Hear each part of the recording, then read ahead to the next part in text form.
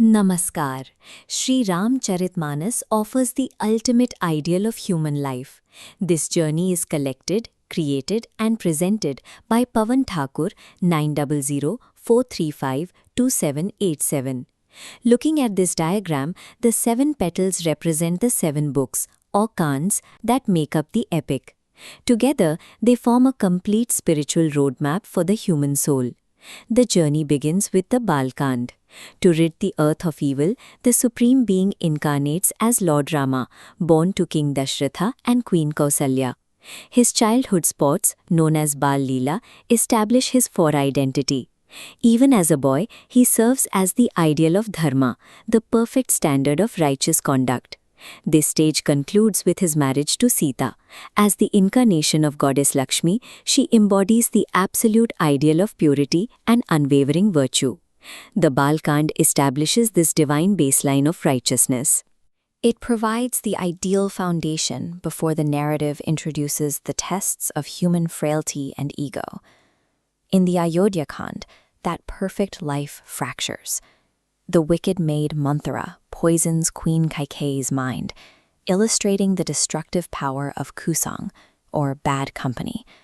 Swayed by this influence, Kaikeyi demands 2 boons. Her son Bharatha must be crowned, and Rama must face a 14-year exile in the forest. Rama accepts his fate with a serene smile. He chooses adherence to his father's word and his own duty over any personal ambition for the throne. His younger brother Lakshmana immediately joins him. As the embodiment of selfless service, he abandons royal comforts and his wife, Urmila, to protect Rama and Sita in the wilderness. This section on the Ayodhya Kand highlights the paduta, or sandals. Bharatha demonstrates the ultimate sacrifice by refusing to rule in his own name. Instead, he places Rama's sandals on the throne and governs only as a regent. Their youngest brother, Shatrughna, serves as a quiet pillar of strength. He punishes the deceitful Manthara and remains in the palace to care for the grieving queen mothers. भाइयों का प्रेम कैसा होना चाहिए? त्याग और निष्काम सेवा का ये सबसे बड़ा उदाहरण है. This bond proves that true familial love requires the total surrender of one's ego. In the Aranyakand, the peaceful exile turns violent. The demoness Shudbanaka attacks, setting off a chain of revenge that plunges the heroes into danger. This conflict introduces the demon king Ravana. He serves as the ideal of ego, a powerful scholar whose virtues are entirely eclipsed by his own pride and arrogance. Ravana's origins trace back to the righteous king Pratapabhanu. Deceived by a fake ascetic, his spiritual pride led to a curse that transformed his virtue into demonic ego. The narrative shifts as Ravana appears in disguise to abduct Sita. As shown in the illustration here, he carries her away to his island kingdom of Lanka, leaving only a trail of feathers in his wake. Philosophically, this abduction represents the ultimate clash, rampant, unchecked ego attempting to conquer divine purity. In the Kishkindakand, Rama's search for Sita leads him to the ascetic Shabari.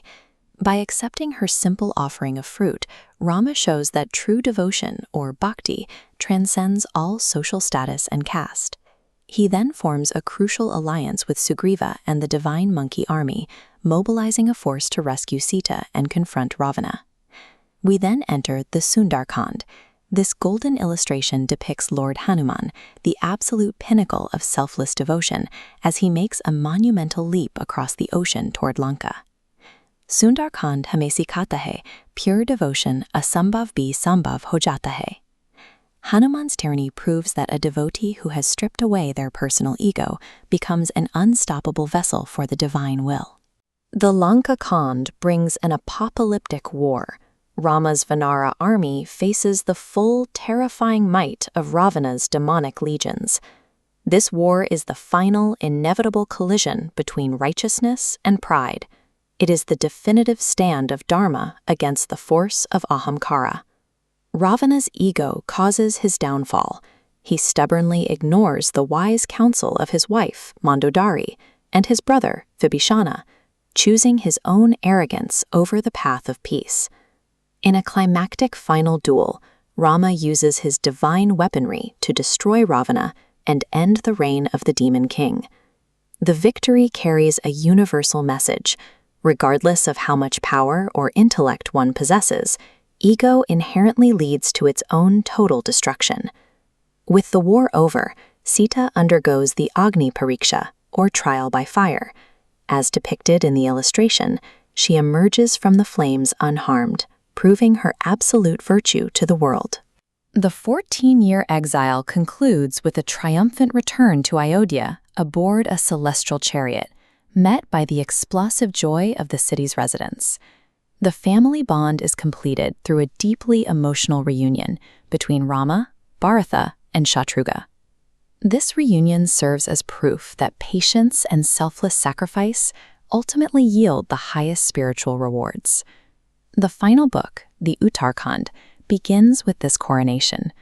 Rama's rule ushers in the Golden Age, known as Ram Rajya. Ram Rajya is a utopian state founded strictly on Dharma. Because everyone fulfills their righteous duty, poverty, disease, and sorrow are completely eliminated. Uttarkhand mein Ram Rajya ki stapna hoti hai. Ahankar ka nash aur bhakti ka marg hi जीवन का सच्चा आनंद है. उम्मीद है तुलसीदास जी की इस महान रचना ने आपको प्रेरित किया होगा. Collected, created, and presented by Pawan Thakur, 900-435-2787. Jai Shri Ram. Tulsi Das's work remains a living, accessible path to inner peace, providing a spiritual compass that points directly toward the ideal of Ram Rajya.